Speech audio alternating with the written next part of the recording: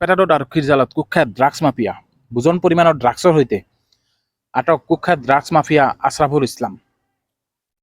আজি বৰপেটা আৰক্ষী থানাৰ ভাৰপ্ৰাপ্ত আৰক্ষী বিষয়া শ্যামলজ্যোতি শইকীয়াৰ নেতৃত্বত এটি আৰক্ষীৰ দলে এক গোপন সূত্ৰৰ পম খেদি এক বিশেষ অভিযান চলাই বৰপেটা ৰোডৰ পাইকাৰী পাচলি বজাৰৰ উৰণীয়া সেতুৰ তলৰ পৰা আছৰাফুল ইছলাম নামৰ এজন যুৱকক বুজন পৰিমাণৰ ড্ৰাগছৰ সৈতে কৰায়ত্ব কৰিবলৈ সক্ষম হয়।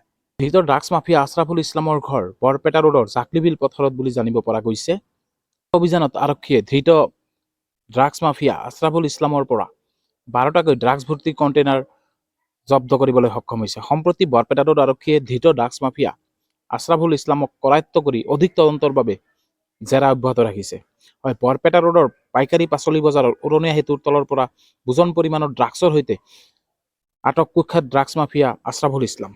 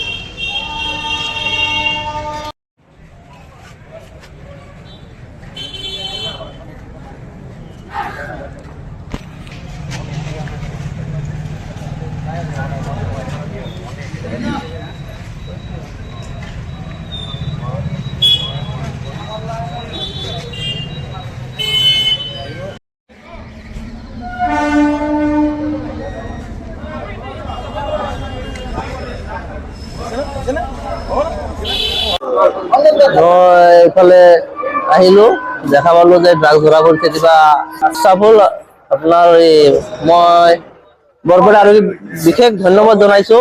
কামটো আৰু আগবঢ়াব লাগে। ইয়াতে বহুত ধৰণৰ ড্ৰাগছ আৰু ব্যৱসায় চলি আছে। মই জানাত অলপ ভালকে যদি তদন্ত কৰে আৰু ধৰা পৰিব। তাৰ লগত বন্ধ হব লাগে, কিয় বন্ধ নহব লাগে? আৰু যদি ভালকে যদি অলপ তদন্ত কৰে আৰু ধৰা পৰিব। মই জানাত মই খুবেই দুখিত এইটো কাৰণে, কিন্তু তথাপি কাৰণ চাওক, আপোনালোকে বেয়া কাম কৰোঁতে কোনো ধৰ্ম এইবিলাক চাব নালাগে, হয় নে নহয়? কিন্তু মই ধন্যবাদ জনাইছো আকৌ বৰপেটা ৰোড আৰক্ষীক। ল'ৰাজনক কেনেকুৱা শাস্তি হোৱাটো বিচাৰে? শাস্তিটো আইন হিচাপে যি শাস্তি হয়, মই সেইটো বিচাৰো যে কঠোৰ শাস্তি দিব লাগে। তাৰপিছতো আইন আছে। মানে মই আহি চাওঁ যে ড্ৰাগছৰ কিবা মানুহ ধৰিছে নেকি, বা ড্ৰাগছৰ আমাৰ বৰপেটা থানাৰ ওচি আহিছে। আহি কেনে আপোনাৰ চাওঁ ড্ৰাগছৰ মানে বহুত ভিৰ লাগিছে। মই দেখা পালো যে ড্ৰাগছৰ মানুহ কেইজনমান ধৰিছে আৰু ড্ৰাগছো পাইছে নেকি লগত, এইখিনি আৰু এতিয়া ড্ৰাগছ পাইছে বুলি। ল'ৰাটো কৰ হয়, এনেকুৱা জাকলিবিল হয় নেকি? জাকলিবিল না, জাকলিবিল হয়। চিনি নাপায় এনেকুৱা ল'ৰাটো কৰ হয়। কোনখিনি জায়গাত ধৰিছে ড্ৰাগছখিনি? এইটো আপোনাৰ বৰপেটা ৰোড চব্জি বজাৰ পাইকাৰী পিলপিল ষ্টেণ্ডৰ লগত ধৰিছে আৰু